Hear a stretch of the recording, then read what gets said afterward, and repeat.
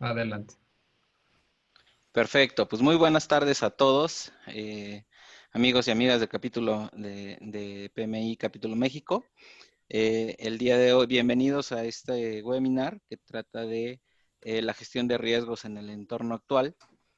El día de hoy pues, va a estar el doctor Rafael Alfredo Díaz Real acompañándonos y compartiéndonos su conocimiento en torno a los riesgos, ¿no? Rafael, déjenme comentarles que es de profesión, es ingeniero químico y de sistemas por el TEC de Monterrey. Tiene una larga trayectoria con más de 35 años de experiencia en dirección de proyectos, ¿no? En diseño e implementación de oficinas de proyectos y de portafolios. Además de que tiene experiencia en temas catedráticos, ¿no? Sobre todo en materias de administración de proyectos. También es profesor e investigador y coordinador del posgrado en Ingeniería Química en la Universidad Iberoamericana. Y bueno, él cuenta con una certificación de PMP y también cuenta con la certificación de riesgos, PMI RPM. Entonces, bueno, pues démosle la bienvenida a Rafa. Buenas tardes, Rafa, y bueno, te dejamos, el auditorio es para ti. Ok, bueno, muchas gracias David, muchas gracias a todos los participantes.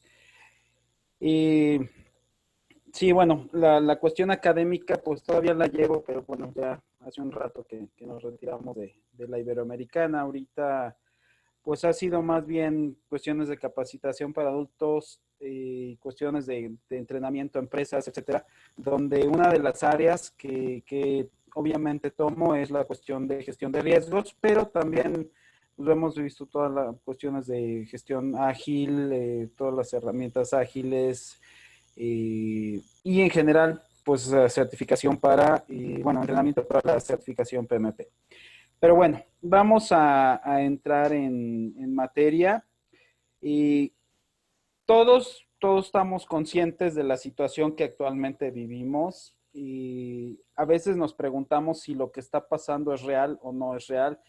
Y a veces nos preguntamos la mayor parte si hemos hecho todo o hicimos todo lo que debíamos haber hecho desde el punto de vista personal, desde el punto de vista laboral, para minimizar los impactos de todo lo que está pasando y también por otro lado, y a veces lo debíamos de haber pensado así, ver qué oportunidades hay. A veces en un entorno tan aparentemente negativo no se ven las oportunidades, sin embargo las oportunidades existen.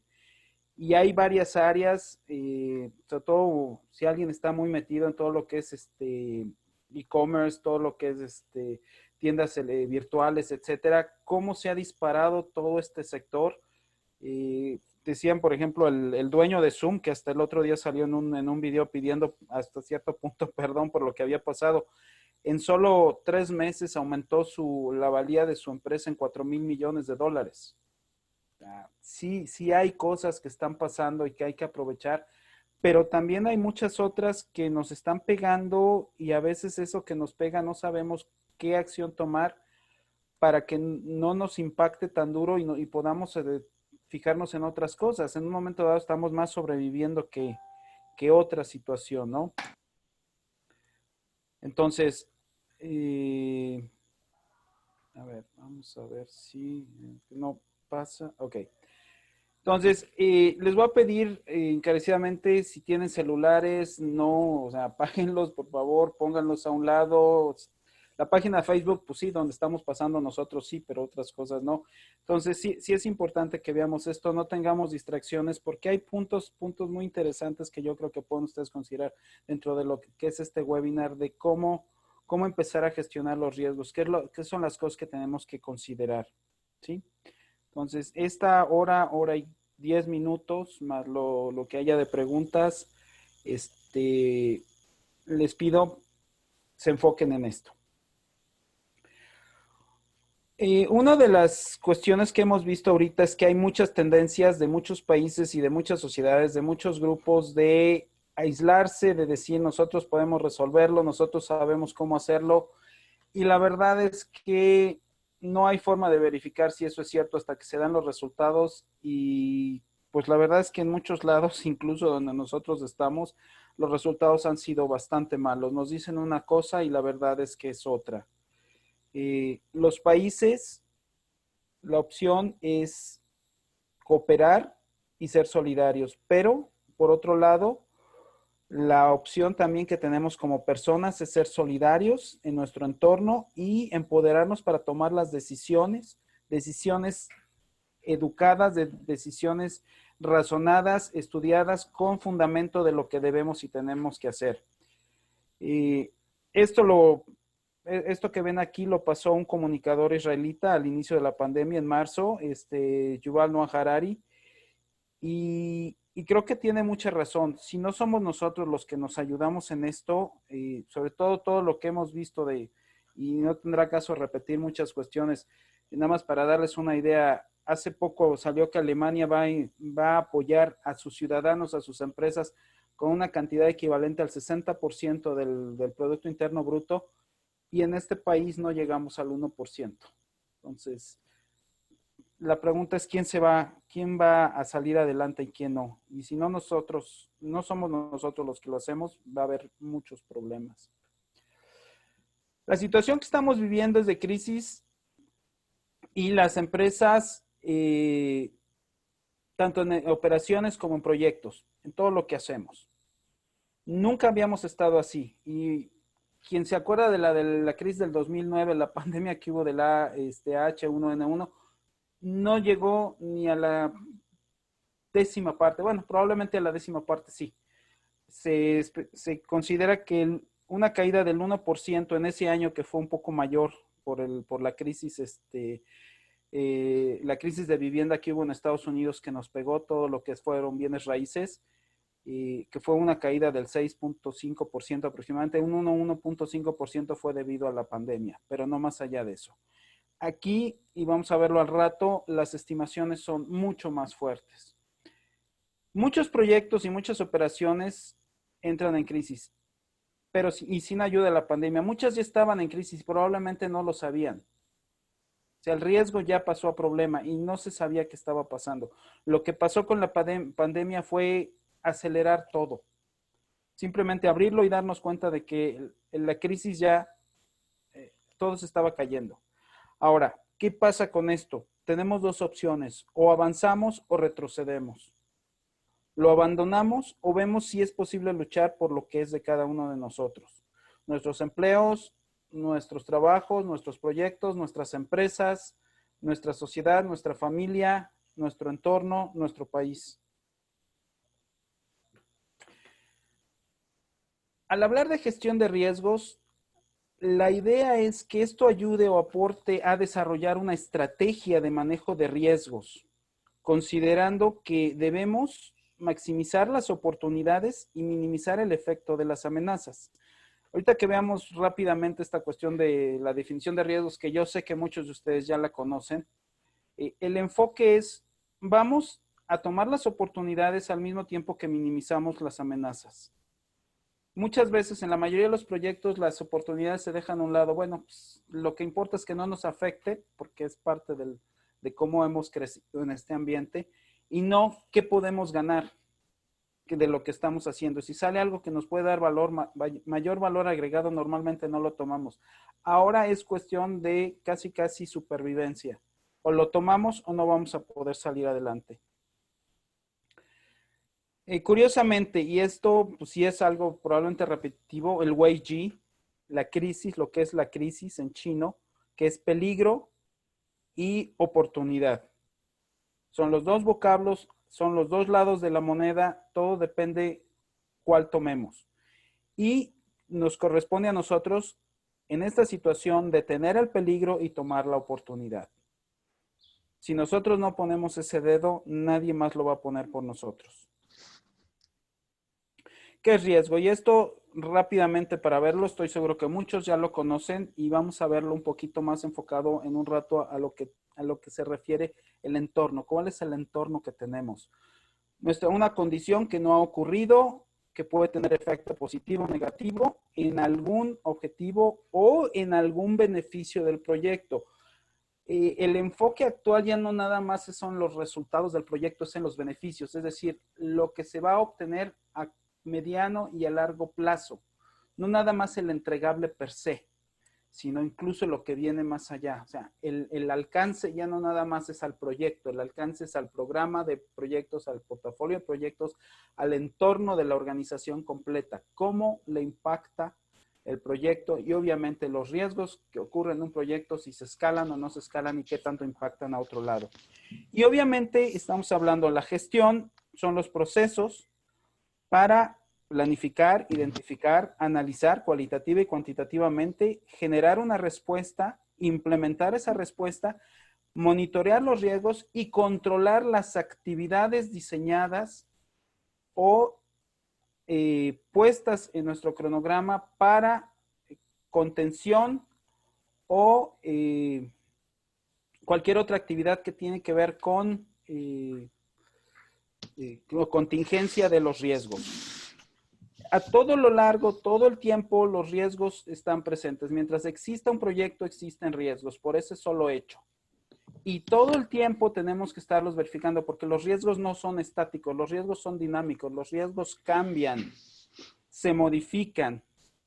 Un riesgo que al principio es de alto impacto, alta probabilidad, después ya no lo es. Y surge otro riesgo, ya sea porque se mitigó alguno de ellos o porque no lo habíamos identificado o porque hubo un supuesto que cambió y que no era así al principio y entonces la situación cambia. Esto implica que es la constante de estar analizando y evaluando los riesgos a todo lo largo del proyecto.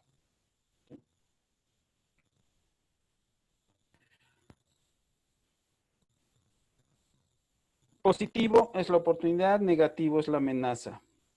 El riesgo es importante que sea considerado desde el punto de vista primero del cliente y después del equipo de proyecto. Y cuando hablo del equipo de proyecto, no nada más hablo del director del proyecto, sino estoy hablando del patrocinador y el equipo en conjunto, incluyendo obviamente al director.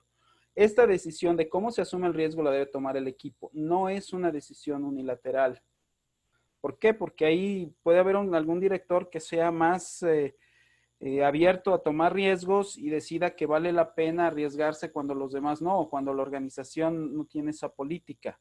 O el área específica en esa organización no tiene la política. Obviamente, por ejemplo, un área de investigación y desarrollo va a tomar mucho más riesgos que el área operativa, donde tiene controles de calidad muy estandarizados y si el producto de la línea de operación sale fuera del estándar, ya no se acepta.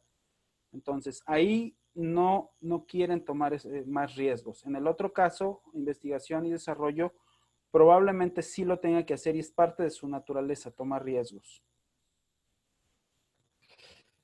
Cuando un riesgo ocurre, deja de ser riesgo. El riesgo es cuando algo no ha ocurrido y se vuelve, si es positivo, una situación o un famoso issue que puede ser dual o un problema cuando el impacto es negativo. Y entonces ya tenemos que verlo de otra manera, gestionarlo de otra manera, efectuar nuestros planes de contingencia y ver que eso se llevaron a cabo apropiadamente. ¿Qué factores de riesgo tenemos?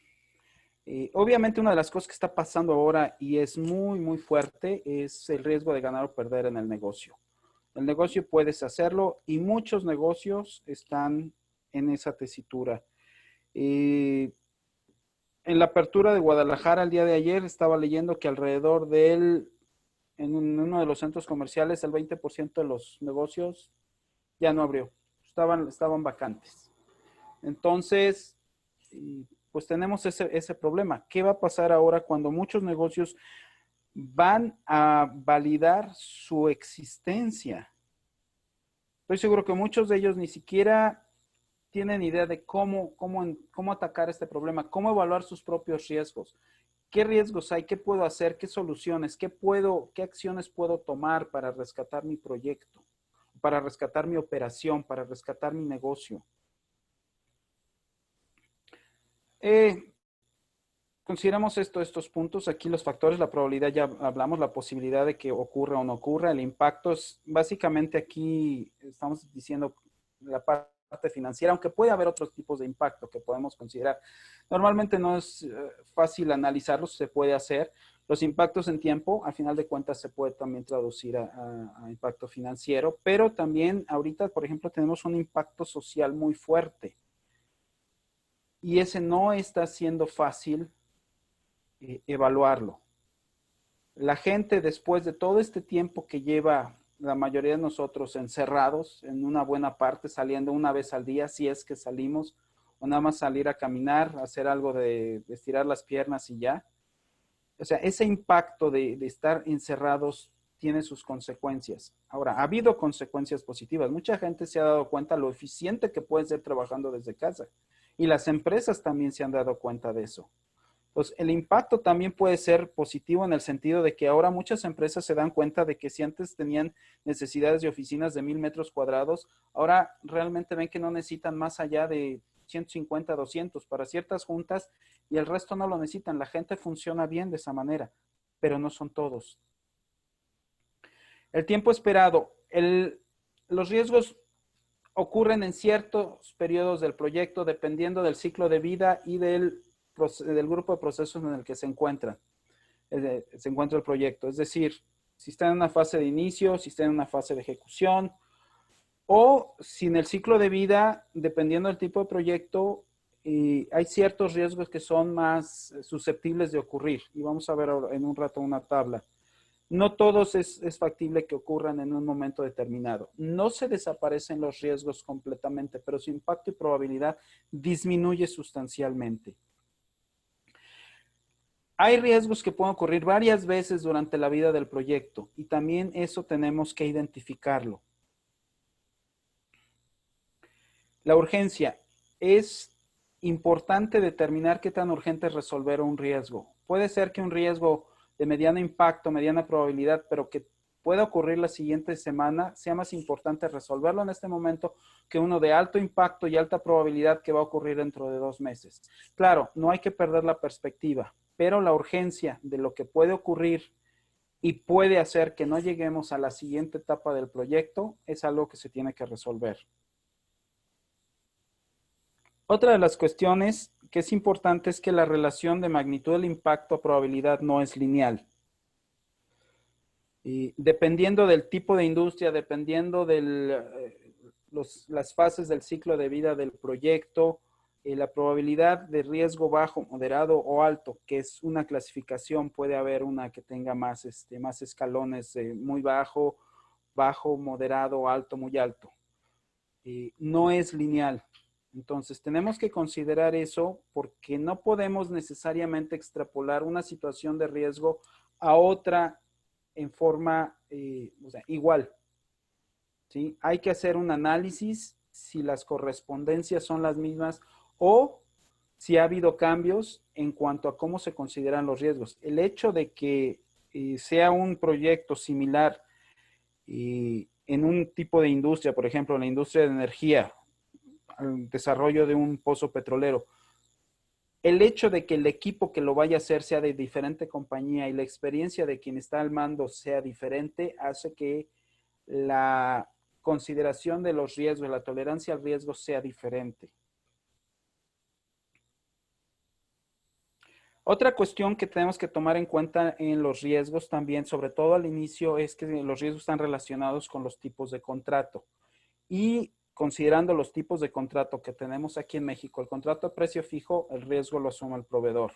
Y eso es algo que también tenemos que ver cuando estamos haciendo los proyectos. A precio alzado, el proveedor normalmente tiene más responsabilidad que el cliente.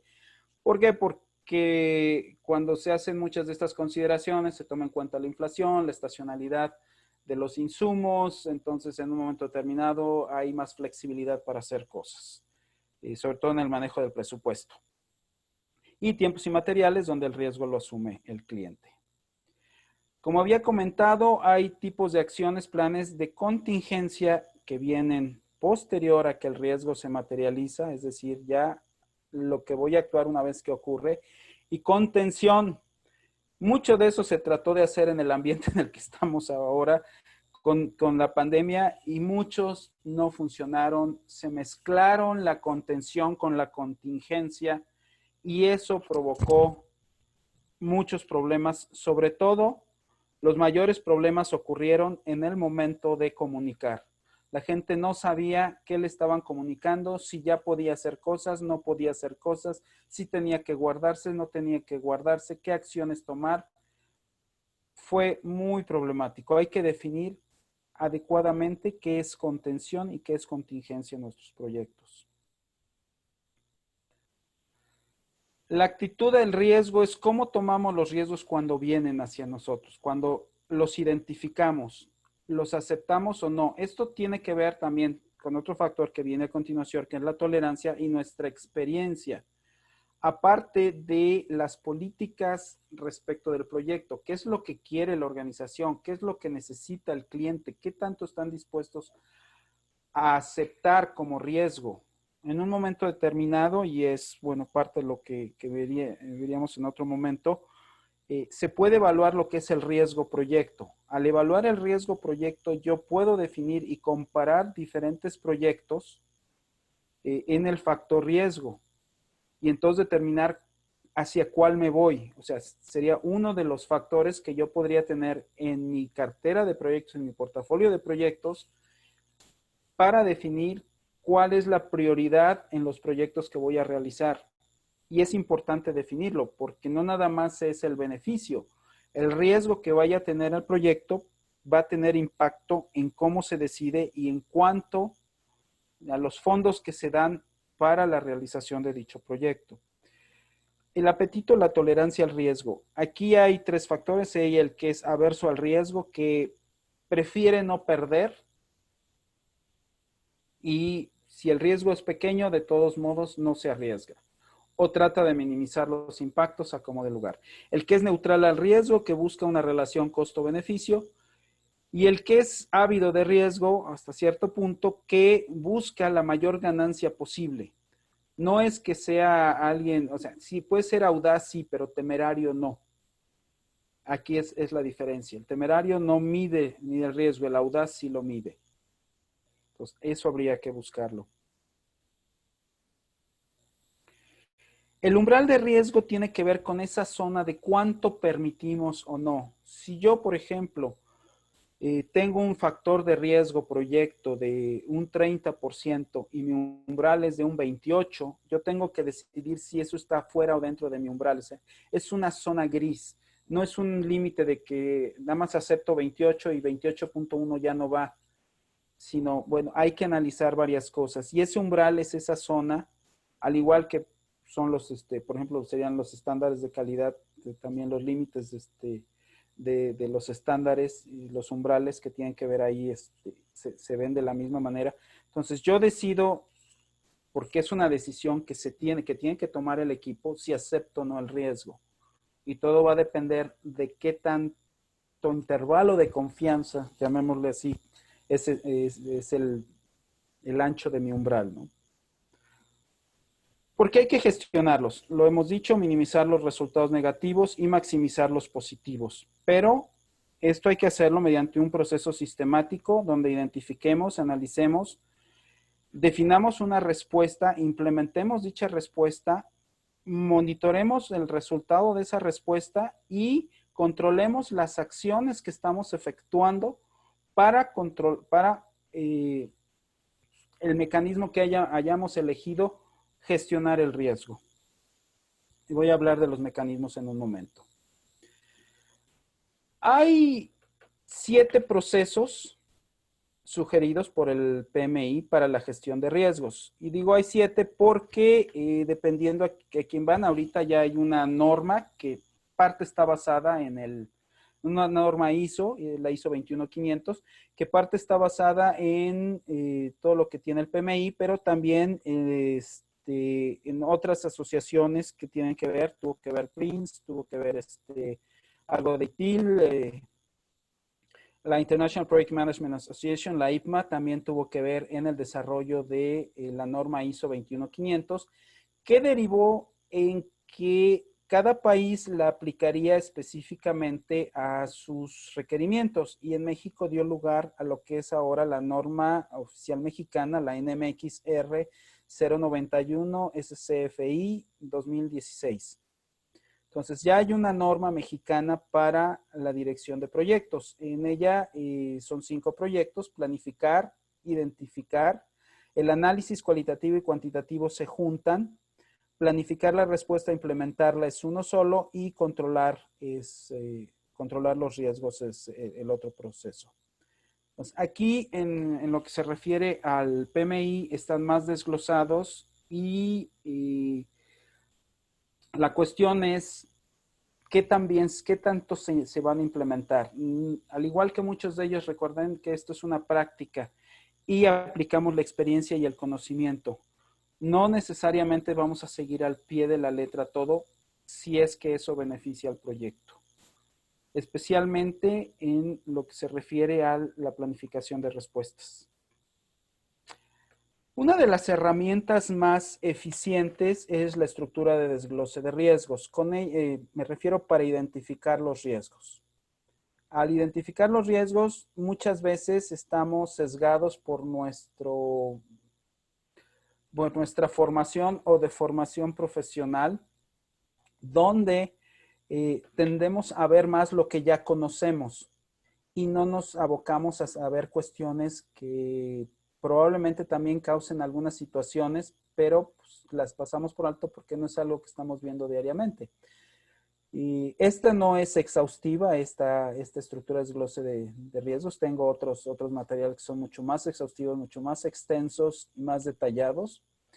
Pero aquí podemos ver, por ejemplo, si alguien está en la parte técnica definiendo el alcance, viendo los supuestos y las restricciones que pueden variar, no necesariamente se va a fijar en la parte de procuramiento interno, que tiene que ver con adquisiciones dentro de lo que es la organización, o proveedores y suministros. No necesariamente lo va a ver o lo va a considerar. Y todos esos son factores de riesgo. Ahorita una de las cuestiones es, y aquí lo puse dentro de la parte interna, de los riesgos internos, todo lo que es la cuestión de salud. Ahorita, si salud era importante, ahorita va a ser mucho más importante y se van a tener que seguir protocolos que en muchas empresas no existen. Se van a tener que adoptar protocolos y adaptarlos a los requerimientos y necesidades de las empresas. La cuestión de seguridad laboral se va a tener que revisar nuevamente, porque muchos protocolos no necesariamente van a poder ser seguidos dado los otros protocolos de salud. Entonces va a haber que hacer ajustes.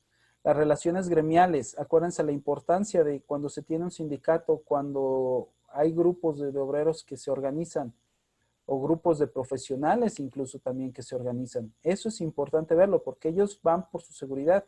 Y muchas veces, pues si tenemos una cuestión donde se infringe el contrato colectivo de trabajo, pues las regulaciones laborales no van a estar a favor del proyecto y eso lo puede afectar. Y es algo que a alguien técnico no necesariamente se le ocurre pensar, a menos que ya haya tenido la experiencia positiva o negativa de verlo.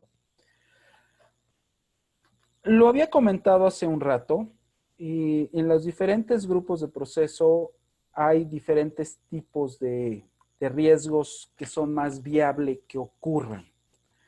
Por ejemplo, al inicio puede ser que no sepamos o no encontremos expertos en el área. En la ejecución ya teníamos que haberlos encontrado o ya teníamos que haber remediado eso de alguna manera.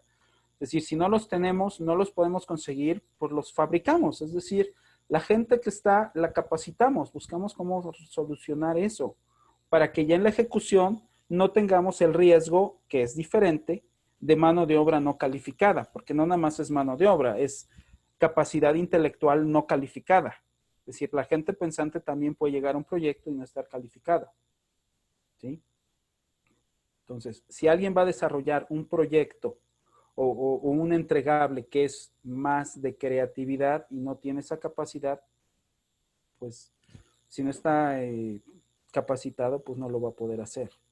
De igual manera, si el esquema de licitación no se lleva a cabo apropiadamente, no vamos a poder siquiera pasar a la siguiente etapa.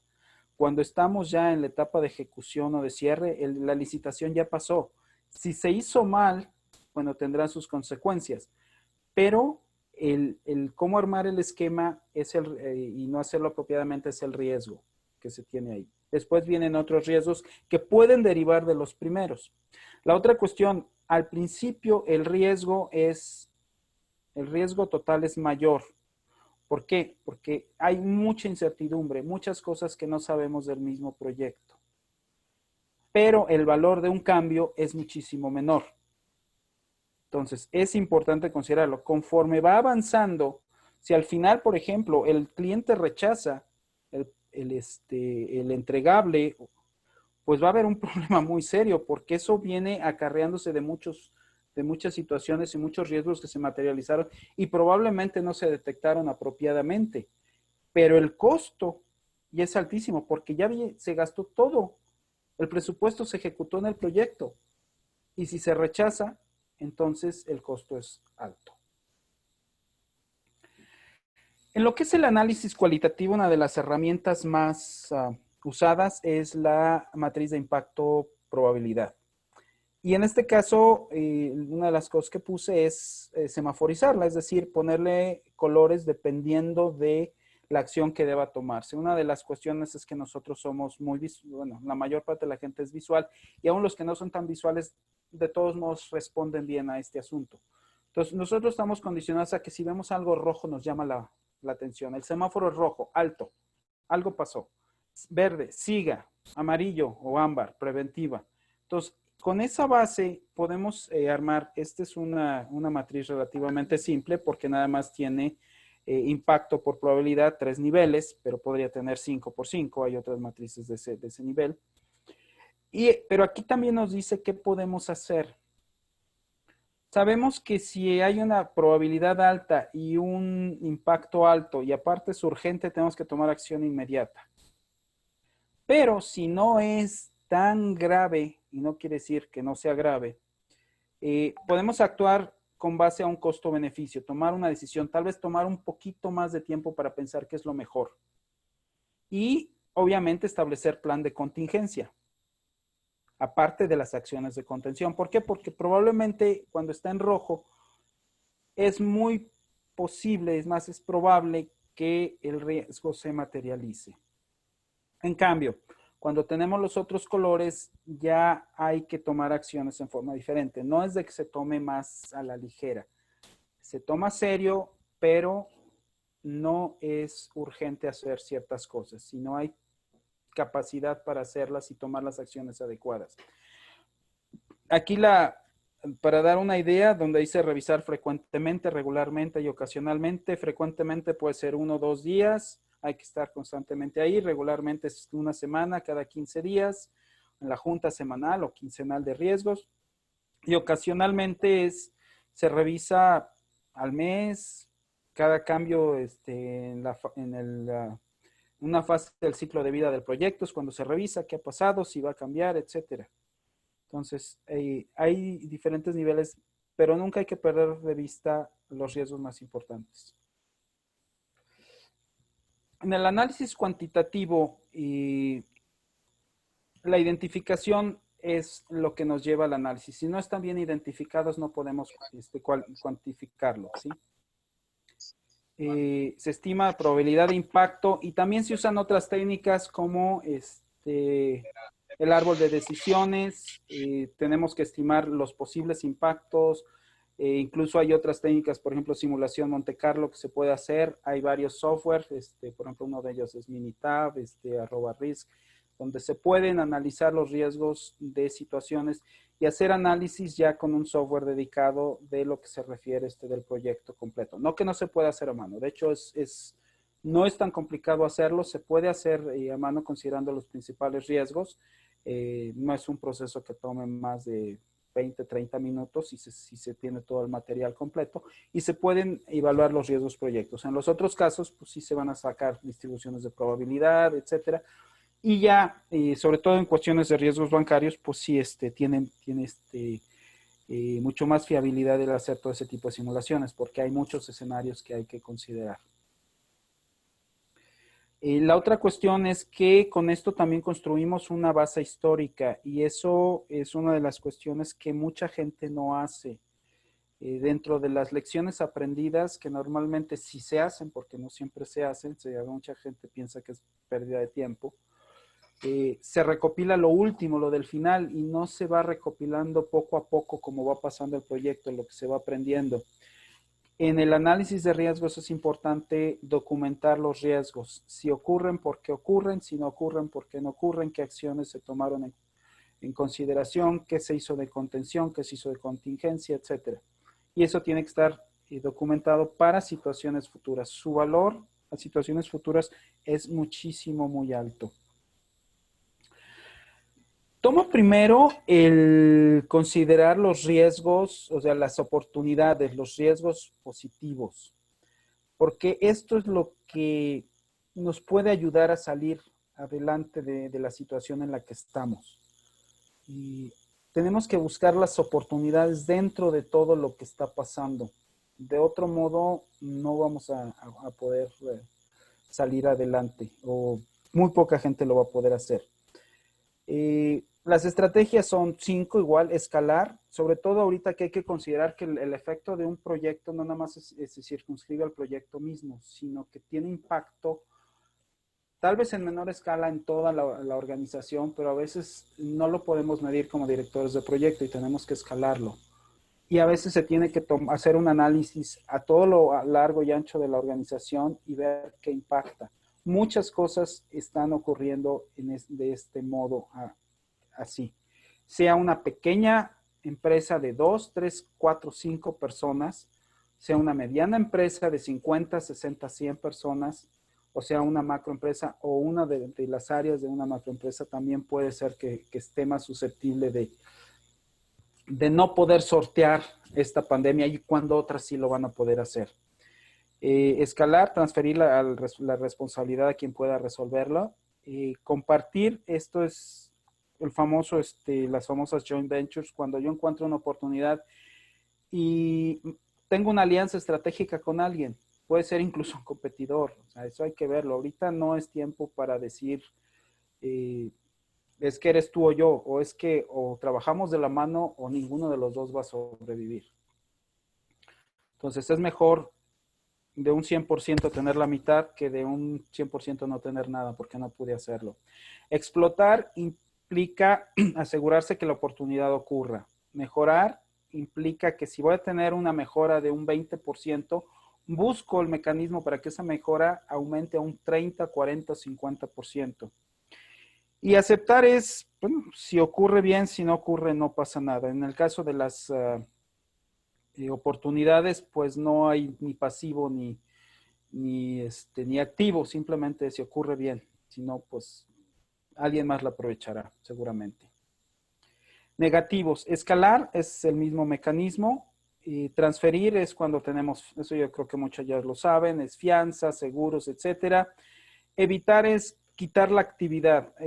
Ya se había dicho que no, un riesgo no desaparece del proyecto, pero si yo quito la actividad y el riesgo, hay un riesgo asociado a esa actividad, pues obviamente ese riesgo desaparece. Puede surgir otro, o puede más tarde aparecer un riesgo secundario, ¿sí? O uno emergente, dependiendo de qué acciones se tomen, pero la acción ya no está, el riesgo asociado tampoco está.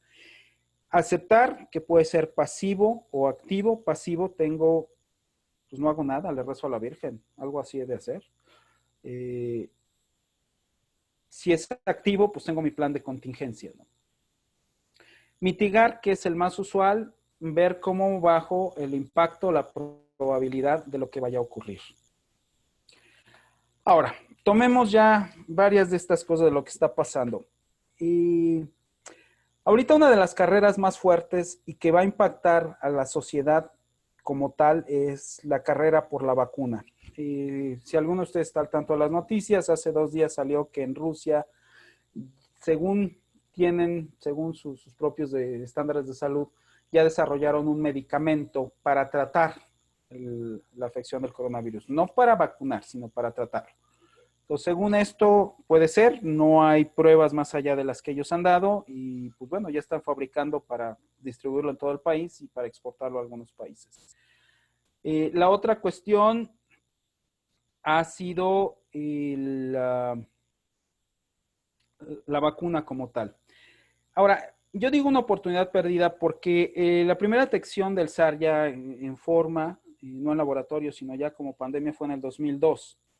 Se esparció durante 7, 8 meses, no fue gran cosa, se contuvo sin que se desarrollara una vacuna.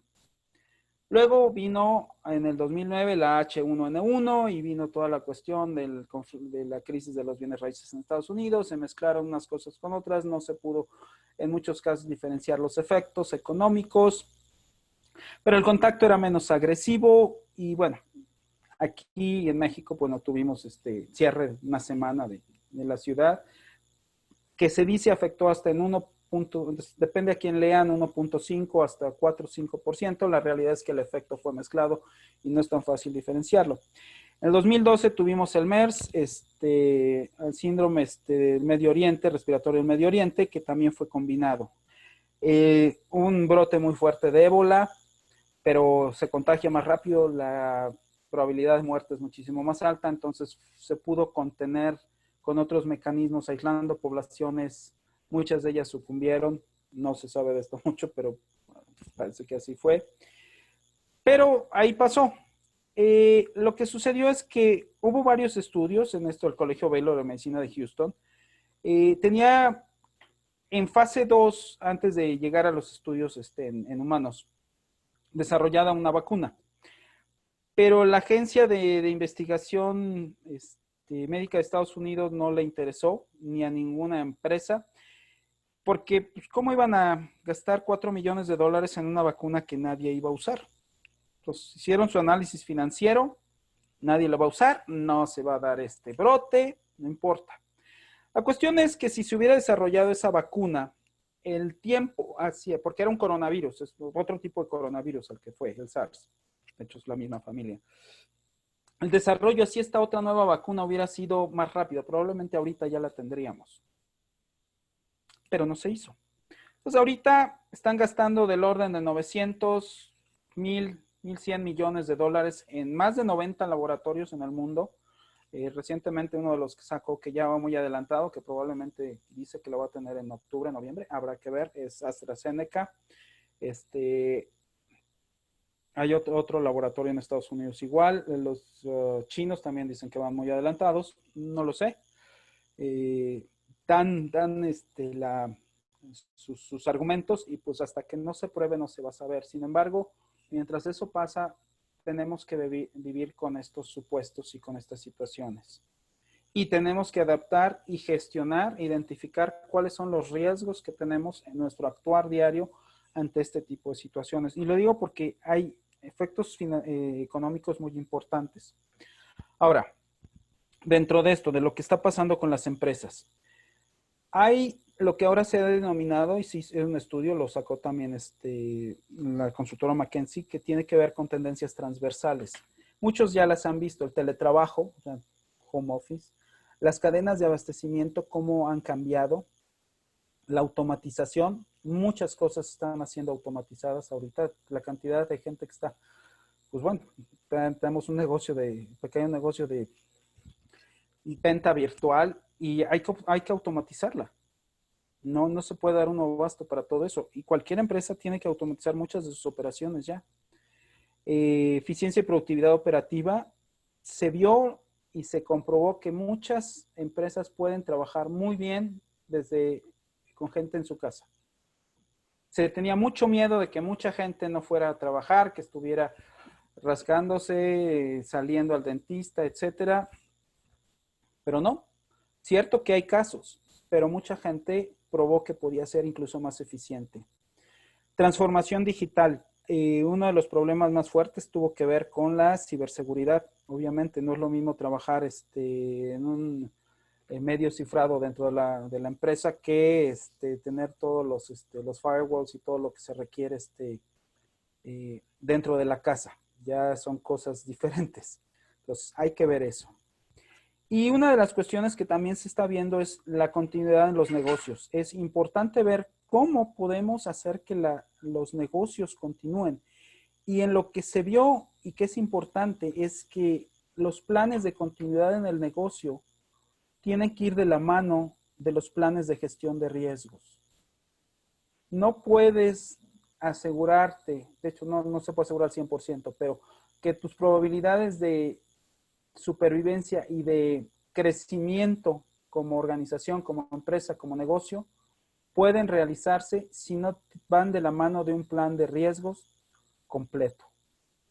Desde la identificación de tus riesgos y tu estrategia para contenerlos y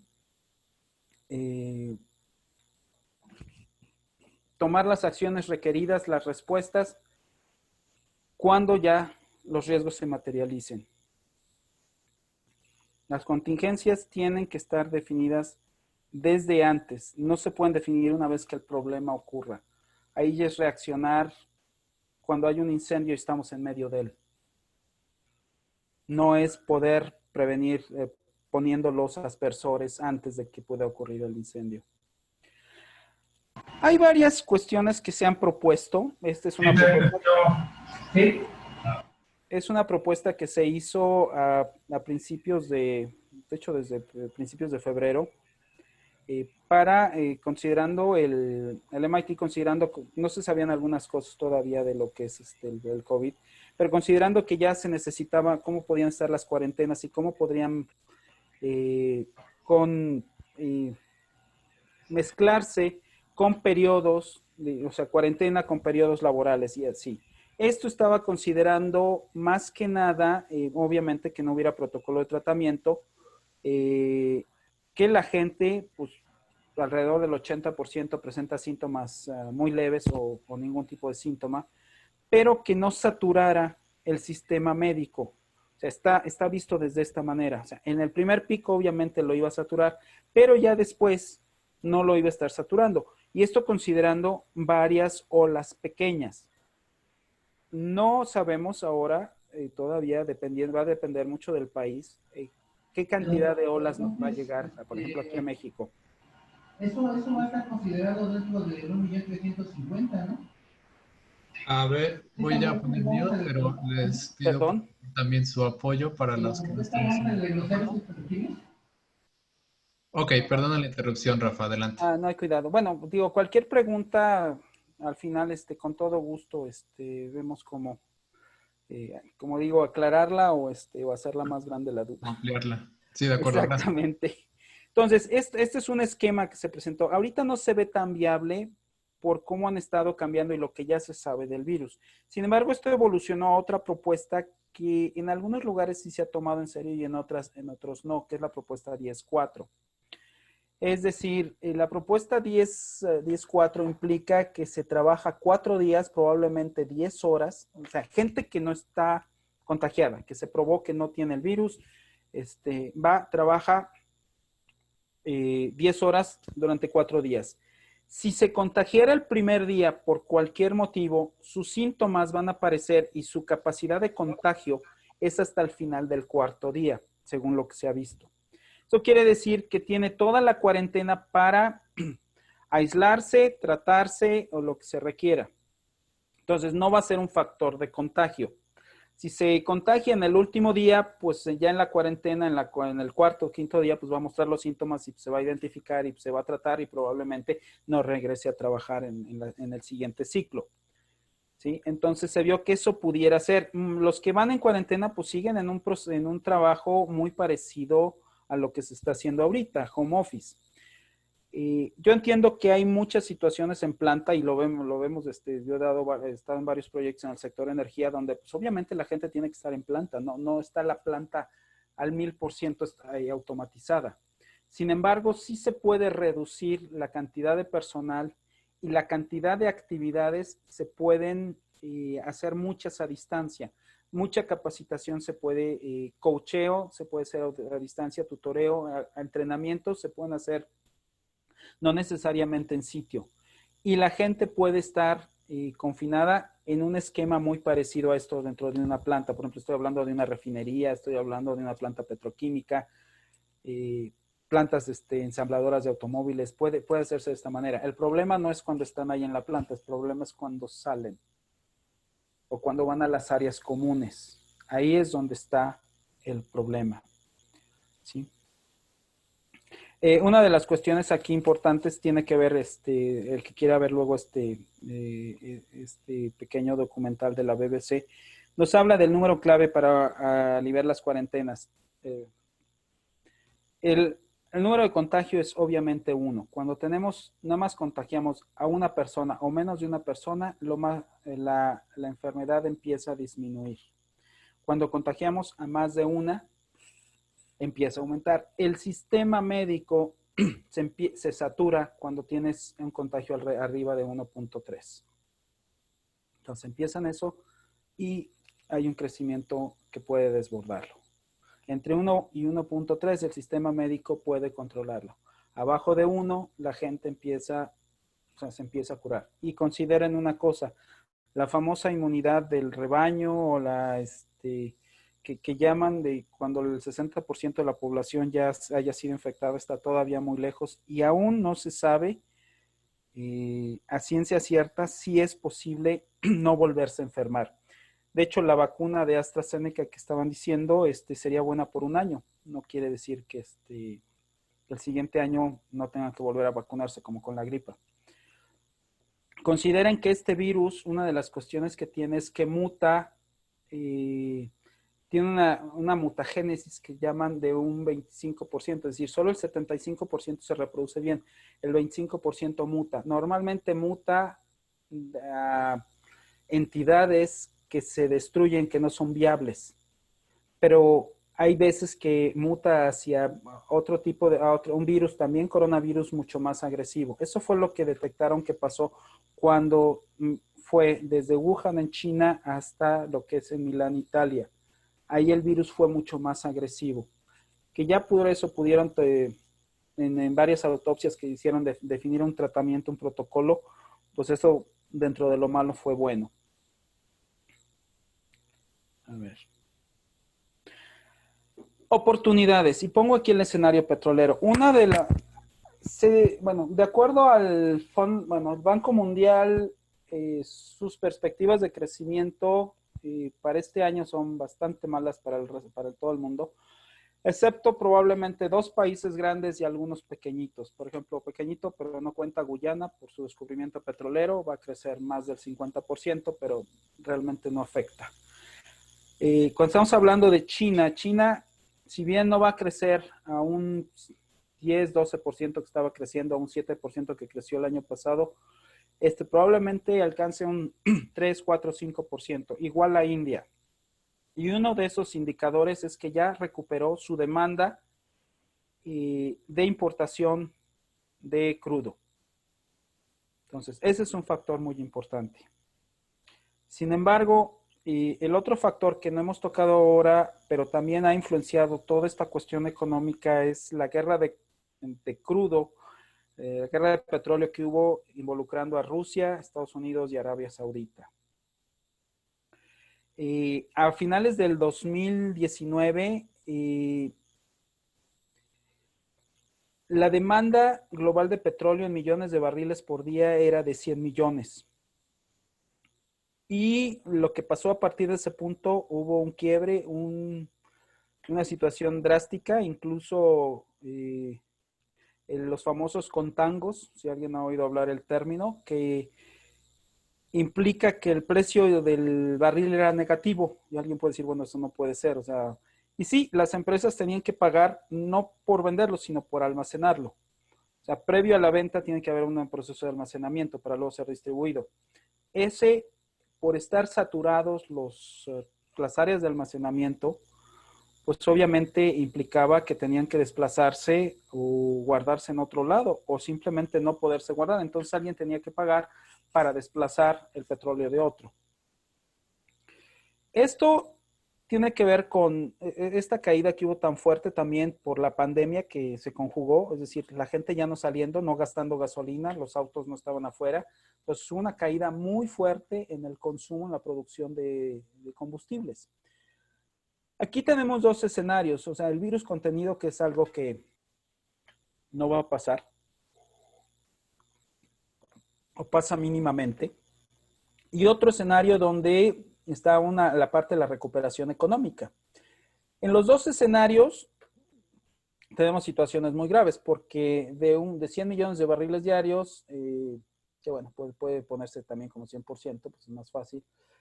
Hubo una caída, al final de este año se pronostica una caída del 16.7%, ¿sí? En la parte de la recuperación económica, ¿sí? De lo que es la demanda de petróleo. O sea, va a caer y va a rebotar. Que esto puede variar, sí, porque ha estado oscilando, los precios han estado oscilando y han rebotado pues fuertemente, incluso ya el WTI, el crudo West Texas Intermediate pasó hace unos días la barrera de los 40, regresó, pero ha estado en los 33, 34, 35 dólares. Igual la mezcla mexicana ya estaba cerca de los 30 dólares. En estos días ha estado oscilando por ahí. Pero si ven la recuperación, en el mejor de los casos, estamos hablando de principios del 2021, y si las cosas no van bien, la recuperación económica con base en el estándar del petróleo, estamos hablando de que nos vamos al 2023. Entonces, hay que hacer el análisis de esos supuestos. Estos pronósticos de crecimiento también los saqué de la consultora McKinsey, que hicieron un análisis sobre estos puntos. Y se ven el crecimiento, el impacto en el PIB por sector. Hay sectores que están verdaderamente afectados. De hecho, ayer estaba viendo una gráfica de otra consultora, Acus Consulting, que indicaba que la caída en los sectores industriales, así los determinaba, no especificó cuáles, en el mes de mayo fue un poco arriba del 30%, ¿sí? Del impacto PIB. Aquí estamos viendo que el promedio de la caída del PIB en este año, de acuerdo a esta consultora, recuerdo que el Banco Interamericano de Desarrollo había dicho que era un 5.6, el Fondo Monetario Internacional 6.5, pero yo supongo que están revisando esas cifras o ya las revisaron. Pero las consultoras, incluso algunos bancos, daban hasta cerca del 12%.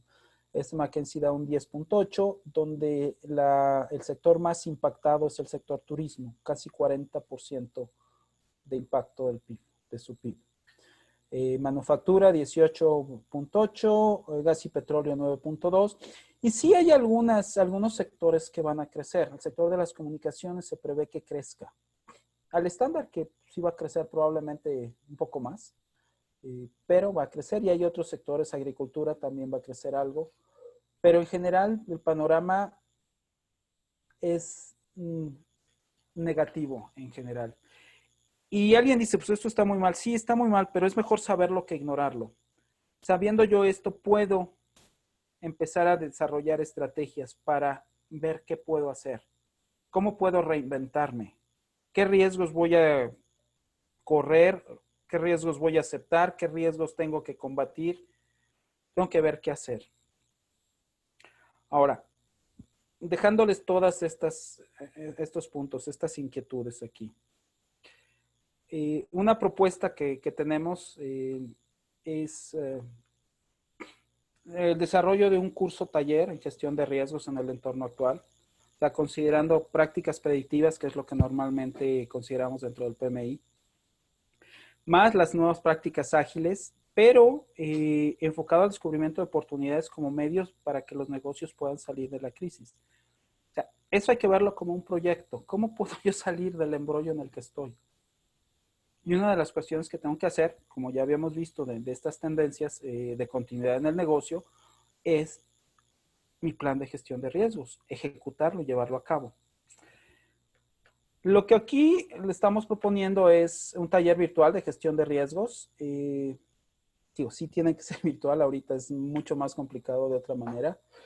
Son 4 sesiones de hora y media cada uno, 2 sesiones de seguimiento virtual de hora y media, es decir, hacerlo taller. O sea, no nada más es la sesión teórica y aplicación, estos son los principios, sino vamos a discutir los resultados, lo que aplicaron.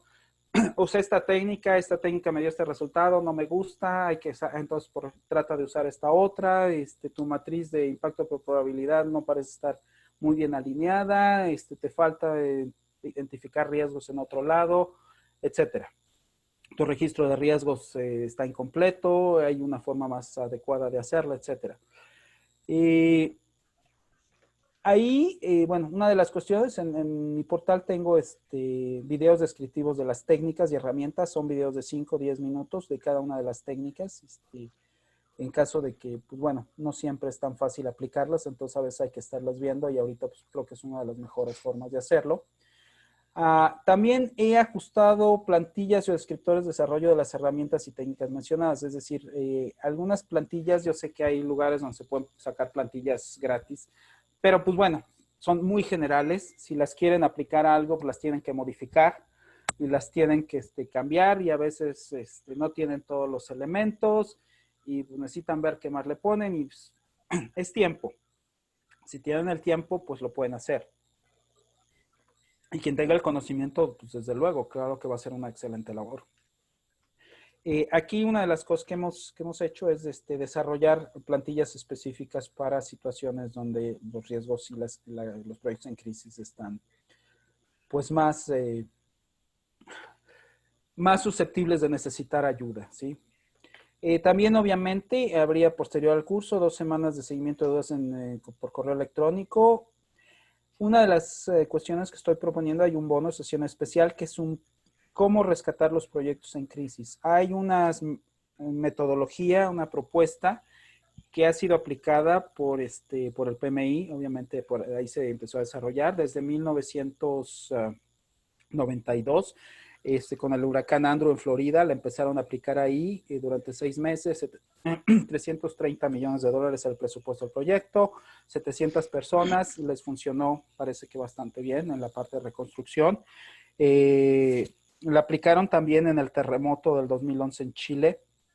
De hecho, en el 2012 hubo una presentación de parte de algunos de los capítulos de Santiago de Chile, donde la gente que estuvo al mando de eso explicó cómo habían aplicado la metodología. Durante 6 meses para reconstruir, o sea, toda la parte de gobierno, toda la parte de comercios, cosas muy, muy interesantes que sacaron, mucho trabajo. Las sesiones quedan grabadas, creo que no nada más 2 semanas, creo que queda bastante tiempo después. Y estos son Muy bien. Rafa, perdón. Sí, David. Bueno, perdón, ¿me escuchas? sí, te escucho. Ok, si quieres, antes de finalizar la información acerca del curso taller, Sí. me gustaría dar un pequeño espacio para ver si hay preguntas Ok, bueno, ahorita iba a pasar a las preguntas, de pero los sí. asistentes. Sí, adelante. Igual si quieres, hacemos 5 minutos de preguntas y ya Sí, está después bien. pasamos a quien le interese, pues, escuchar el tema del taller, del curso taller, que también está muy interesante y además hay beneficios para la gente que ya está involucrada con el capítulo México. Claro que sí. Entonces, mira, por aquí, por ejemplo, había una pregunta que escribieron hace rato, Jesús Pérez López. Ok. Pregunta, ¿cómo se define el umbral de riesgo? ¿Existe una fórmula o hay algún procedimiento? Más bien es un procedimiento. El umbral del riesgo está, digamos, circunscrito a la tolerancia del riesgo de la gente que está involucrada en el proyecto y de la organización, de las políticas de la organización. Hay veces que las mismas organizaciones, por el tiempo que llevan desarrollando proyectos, establecen límites en cuanto a los riesgos para cierto tipo de proyectos. ¿Sí? Me refiero, por ejemplo, lo que había hablado de la estacionalidad en un presupuesto. Es decir, dicen, pues sabemos que va a variar el precio de este insumo. Si varía hasta un 4% no hay ningún problema, se acepta el riesgo y adelante. Si no, se tiene que hacer una evaluación y ya se toman las decisiones que corresponden, no a nivel del director de proyecto, sino más arriba. Cuando tienes eso, pues te facilita un poco la vida porque ya tienes tu estándar ahí. A veces sí tienes que luchar un poco porque hay cosas que se salen, pero tienes tu mecanismo para escalar tu solicitud para cambios, para acciones. Ahora, el umbral, cuando haces tú, y esto es, bueno, es un poquito más complicado, cuando haces tú tu planificación inicial de riesgos, tú normalmente lo que deberías hacer, y digo porque debería hacerse, no se hace, y es para un proyecto mediano grande, es juntar dos días y medio normalmente, pura planificación de riesgos. Eso lo puedes acotar dependiendo del tamaño de tu organización. Si son 5 gentes, probablemente en un día lo saquen, ¿no? Ahí primero tienen que identificar cómo van a evaluar los riesgos. Es decir, por ejemplo, yo tengo, y para eso, bueno, tendría una tabla que no la tengo ahorita. Yo tengo, por ejemplo, mi estándar de calidad, mi estándar de tiempo, mi estándar de costo, mi estándar de alcance. ¿Sí? Si, por ejemplo, en costos, yo defino, por ejemplo, mi impacto. ¿Qué defino si es alto, muy bajo, bajo, medio, alto, muy alto? Que luego lo puedo pasar eso a una escala numérica. Entonces digo, por ejemplo, si mi presupuesto no varía más del 1%, entonces el impacto es muy bajo. Pero eso ya lo defino. Si mi presupuesto no varía más de un 3%, mi impacto es bajo. Si mi presupuesto no varía más del 5%, ya es un impacto mediano. O sea, si pongo el siguiente límite al 7.5 es alto, y si, perdón, hasta el 10 es alto, y si varía más allá del 10%, el presupuesto es muy alto. Entonces, ya definí exactamente, previo al proyecto, cuáles son mis umbrales. O sea, yo definí esos puntos en conjunto con mi equipo. Esto, si lo ves, viene o de normas de los proyectos o de la experiencia de la gente, pero lo importante es que se pongan de acuerdo y que no cambien las reglas a la mitad del juego. Si por ejemplo, una situación me cambia el presupuesto más allá de un 5%, hasta un 4.8%, por ejemplo, que yo veo que ese es el impacto, pues yo sé que su impacto va a ser mediano. Ahí está. Y ese es mi umbral. ¿Sí? Eso yo lo voy definiendo. Alguien en otro proyecto, en otra empresa, puede cambiar esos números. U otra empresa tiene otros umbrales. Pero ese umbral es, por ejemplo, también cuando lo estaba definiendo, si tú tienes, y aquí es un poquito más la experiencia de la gente que al final de cuentas va a tomar las decisiones a alto nivel. Si tú haces tu evaluación de riesgo proyecto, hay un procedimiento, una metodología para hacerlo. Sacas un número y tú sabes que está el lineamiento de que cualquier proyecto que tenga un número de riesgo proyecto arriba de 30, por decir algo, se rechaza.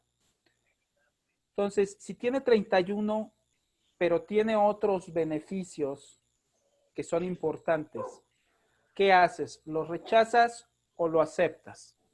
Alguien va a tener que tomar esa decisión. Y entonces, tú vas a tener, quien lo haga va a tener que ver si ese umbral es aceptable o no. Obviamente, si se va a un 35, pues ya se rechaza. Pero si está muy cerca del límite, ya entra el factor humano ahí a ver. ¿Cuál es el límite ahí? Va a depender del equipo. A lo mejor en un momento dado dicen, pues es 30 más menos, es como los intervalos de confianza, más menos 2. Bueno, en realidad nada más sería 2 hacia arriba, porque hacia abajo obviamente se va a aceptar. Entonces, Excelente. ahí de esa forma lo puedes hacer. Hay varios procesos que puedes hacer, pero en términos generales así es como lo defines. Mucho tiene que ver también quién va a tomar la decisión o si ya hay lineamientos de la organización para eso. Muy bien, muchas gracias, Rafa. Hay otra pregunta por aquí que dice, es de Marcela Narváez Ibáñez. Ok. Pregunta, increíblemente, aún en la actualidad nos encontramos con empresas de medianas a grandes que no han llegado a madurar la importancia de la gestión de riesgos. Siguen prefiriendo ignorar lo incómodo. ¿Cómo nos recomiendas apoyar a esta concientización?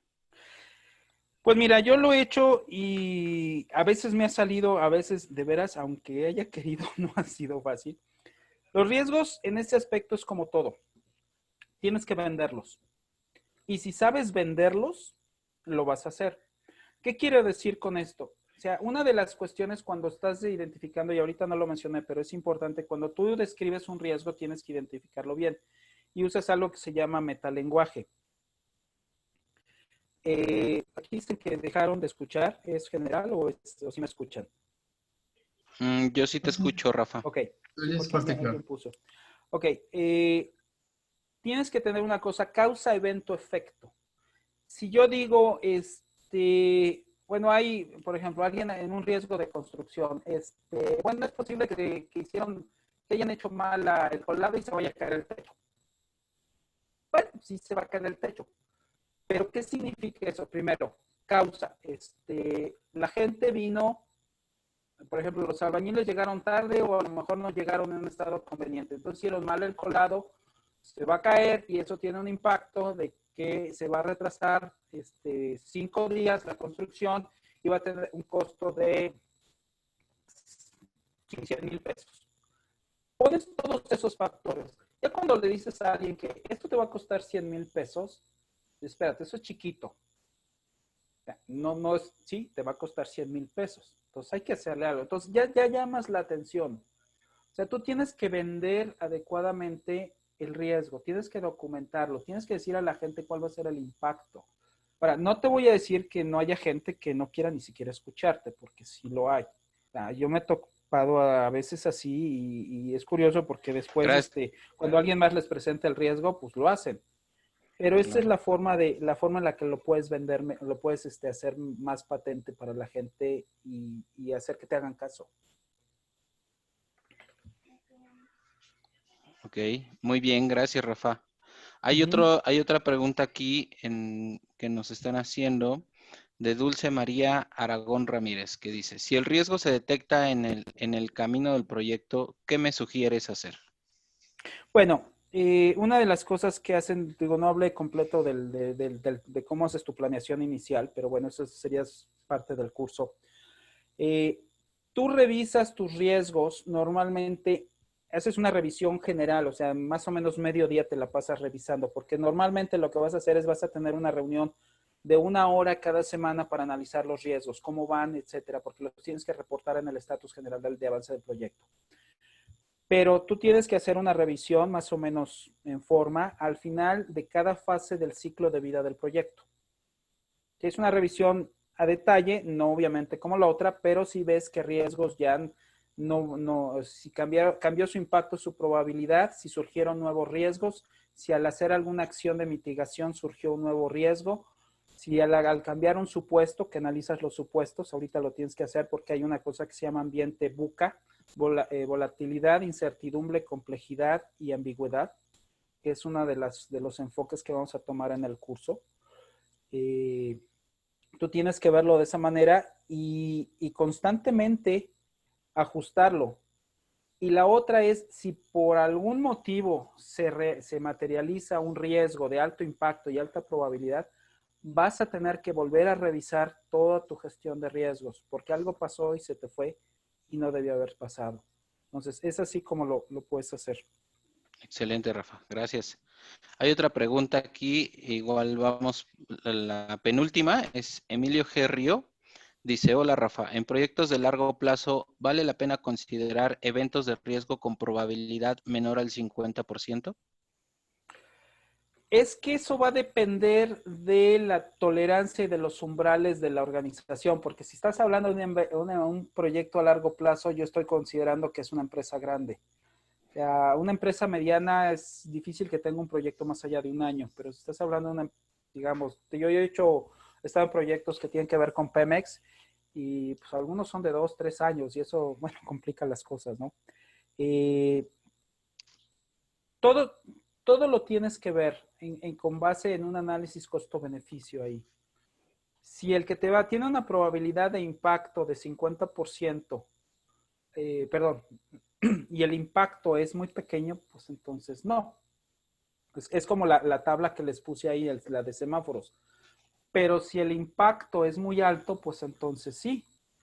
O sea, todo va en relación, no nada más es el porcentaje de probabilidad, sino qué tanto y si va a ocurrir la semana que entra o va a ocurrir dentro de 6 meses, o podría ocurrir dentro de 6 meses.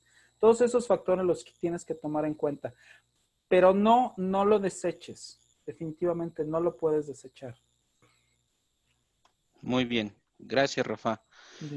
Por último, está aquí Angélica Ramírez, que dice, ¿Puedes repetir, por favor, la diferencia entre contingencia y contención? Contingencia es lo que ocurre o lo que haces, las acciones que tomas después de que el riesgo se realizó. O sea, se materializó, ya ocurrió. Ya no es un riesgo, ya es un evento cuya probabilidad es 1 porque ya ocurrió y tiene ciertas implicaciones y algo va a ocurrir, o sea, algo más va a ocurrir. Ya puede ser un problema como tal. Contención es lo que haces antes. Todas las acciones para mitigar, para evitar, para transferir, para escalar, son acciones de contención. Tú es antes de que ocurra, ¿sí?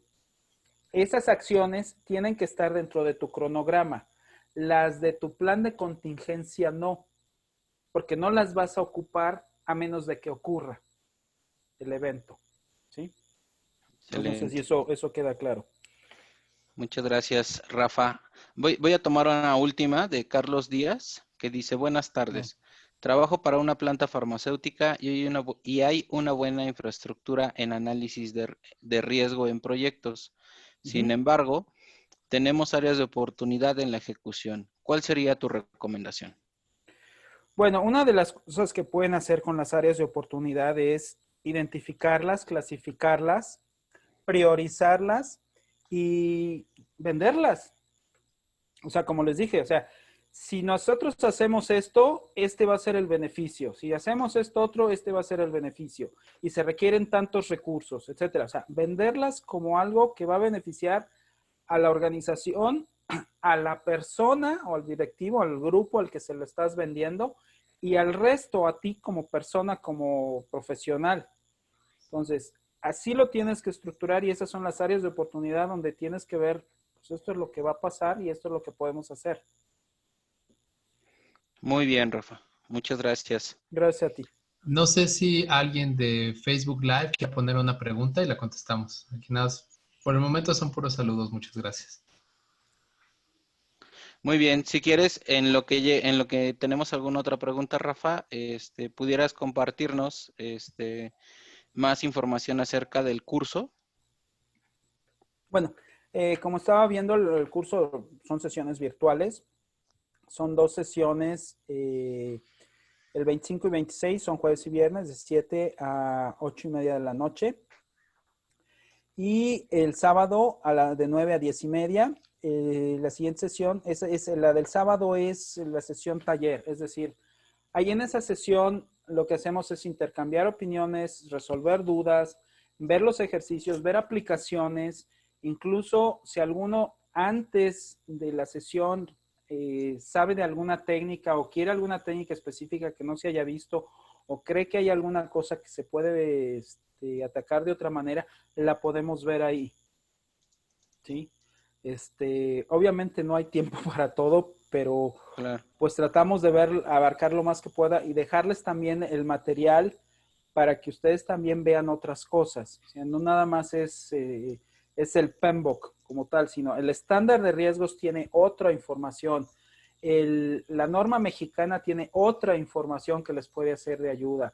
La norma ISO también tiene ciertas cosas, porque de ahí surgió la norma mexicana, pero también les puede orientar. Entonces, ese es el tipo de trabajo que se quiere hacer ahí. Que les quede algo de valor en lo que están haciendo ustedes específicamente. O sea, la idea es que se aplique el curso, o sea, no quede el curso nada más ahí, sino que lo apliquen en algo que les beneficie. Después, a ver, me preguntan la NOM. La NOM no es NOM, es NMX-R-091- Secretaría, SCFI, Secretaría de Comercio y Fomento Industrial, 2016. No, perdón, 2016, no, 2012. No. Oh, sí, 2016, perdón, 2016, sí. Sí, porque la ISO salió en 2012. 2016. Esa, exactamente. Lo que decía, el miércoles 1 y el 2 el jueves, pero no es miércoles 2, perdón, ahí sí ya me No habíamos quedado miércoles, bueno, vamos a revisar la fecha, pero bueno, si era jueves 2, viernes 3 y sábado 4. Eso era lo que, para hacerlo parejo con las otras. Y sí, el sábado 11 sería la sesión especial de bono de cómo rescatar proyectos en crisis. Sí, les digo, hay una práctica, metodología que sí sí salió del PMI y que ha sido aplicada pues en catástrofes grandes, ¿no? Porque el terremoto de Chile, pues yo creo que sí fue bastante grande, ¿no? Sobre todo que fue 6 meses de reconstrucción, fue bastante fuerte, ¿no?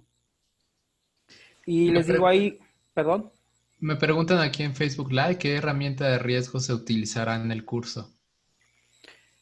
¿cómo que qué herramienta? Yo digo, usas herramientas dependiendo de cada uno de los procesos.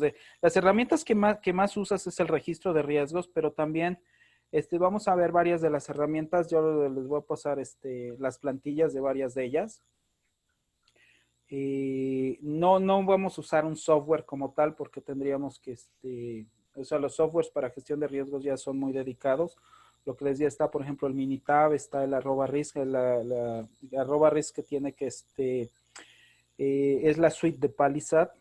Ese es el nombre de la empresa, que es bastante completa. Esa pueden hacer una cantidad de análisis estadísticos muy, muy impresionante y pueden sobre todo hacer una simulación Monte Carlo bastante bien hecha, pero pues tiene un costo. De hecho, pues ni siquiera hay representante en México. El representante creo que está en Perú. Creo que hay también un representante en Costa Rica, de una oficina, pues lo venden para toda Latinoamérica. La compañía está en California, creo que sí, creo que en Fresno. No me acuerdo exactamente dónde, pero sí tiene sí, usarlo esto es más complicado. Entonces, vamos a usar herramientas que sí se usan. Yo digo, lo que voy a hacer es proveerles para el curso los registros de riesgo, las varias herramientas, las plantillas que he modificado y que yo creo que están bastante completas para ver ciertas situaciones, porque muchas veces las plantillas generales que sacan no tienen la mayor parte de las veces los datos completos de lo que necesitan y luego tienen que estar agregando columnas, agregando datos y no les permite lo que es más importante, tomar una decisión. En un dado momento tienen que ver qué decisión tomar con base en los datos que están procesando. ¿Sí? Entonces, por eso digo, no vamos a usar una herramienta como tal, son varias herramientas y se les va a pasar. Y también precisamente las sesiones de taller son para que se vea la aplicación de esas herramientas con situaciones de ustedes.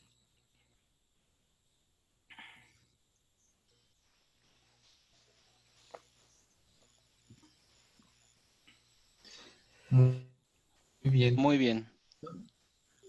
Pues nada, mencionar también da 8 PDUs, no sé cómo anda el público en general con las PDUs y luego andamos corriendo tras de ellas en el último minuto. Eso sí. Creemos muy conveniente que irlo haciendo para evitar el riesgo de no tener las PDUs a tiempo.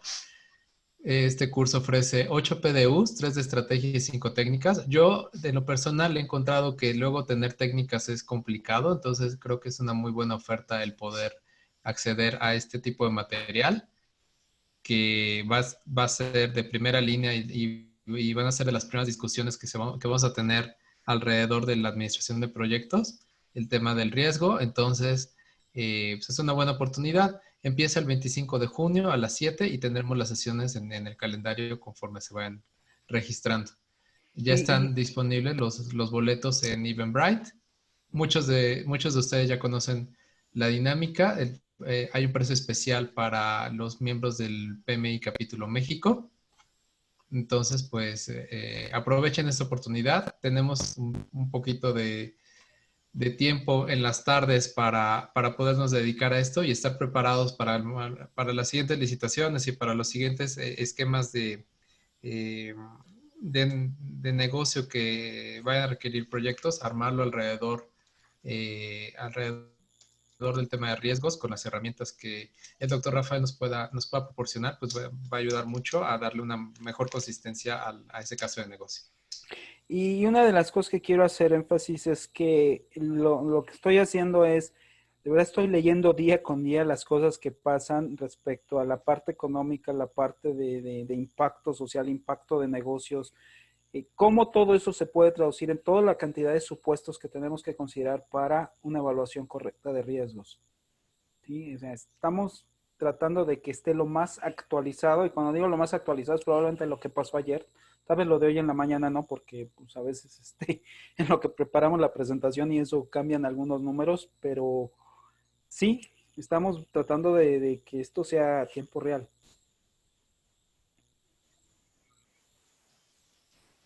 Muy bien.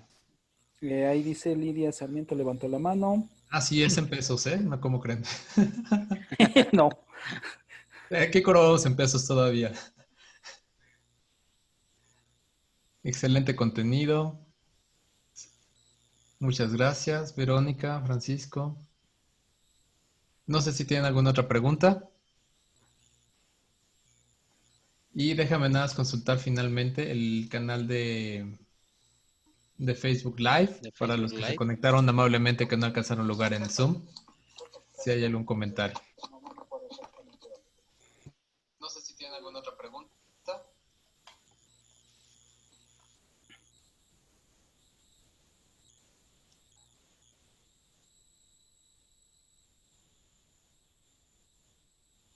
Ok, bien, David, adelante. No, pues nada más agradecer a Rafa Eh, el tiempo y bueno, hacer la invitación cordial a todos los asistentes, amigos del capítulo México, para seguir en contacto en nuestras redes sociales, en nuestro portal web. Seguiremos trayendo eventos con información importante para seguir mejorando nuestra práctica de gestión de proyectos. Y bueno, queda abierta la invitación al curso. Si tienen alguna duda, también pueden contactarnos a los correos de la mesa directiva, a los correos de comunidades. Y pues bueno, cualquier duda podemos apoyarles en solucionarla, y cualquier situación o información que sea de su interés también pueden comunicarse con nosotros para que podamos buscar o traer ponentes que puedan satisfacer esa necesidad de información. Entonces, pues bueno, Yo no estoy sé, Rafa, abierto a si... cualquier cosa que requieran. Ustedes tienen mis datos. Si alguien los requiere, pues bueno, yo no tengo ningún problema en compartirlos, apoyarlos en lo que se requiera, ¿no? Y pues espero realmente creo que el curso va a valer mucho la pena. El valor que van a sacar de eso es muy importante, porque verdaderamente en algunos casos la continuidad, la viabilidad de lo que viene es más serio de lo que uno está viendo ahorita.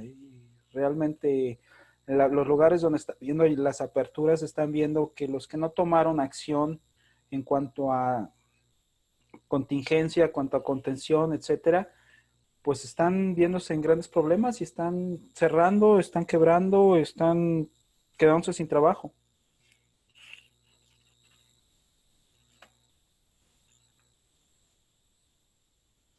Excelente. Pues muchísimas gracias, doctor Rafael. A nombre del Capítulo México del PMI, te agradecemos tu participación y a todos los asistentes que fueron en promedio más de 100 bueno, los 100 en Zoom y en promedio 50 en Facebook Live. Les agradecemos su asistencia. Como les dije al principio, les estaremos mandando sus constancias de participación junto con la encuesta de satisfacción y a la vuelta de la encuesta de satisfacción tendrán la liga de YouTube y la liga del SlideShare en donde en donde publicaremos los materiales de esta sesión. Si no hay nada más, pues muchas gracias a todos y que pasen bonita noche. Gracias Ángel, gracias Luis, Víctor, Mireya por sus comentarios. Renato, José Luis, que pasen bonita noche. Hasta luego. Igualmente, hasta Muchas luego. gracias. Buenas noches.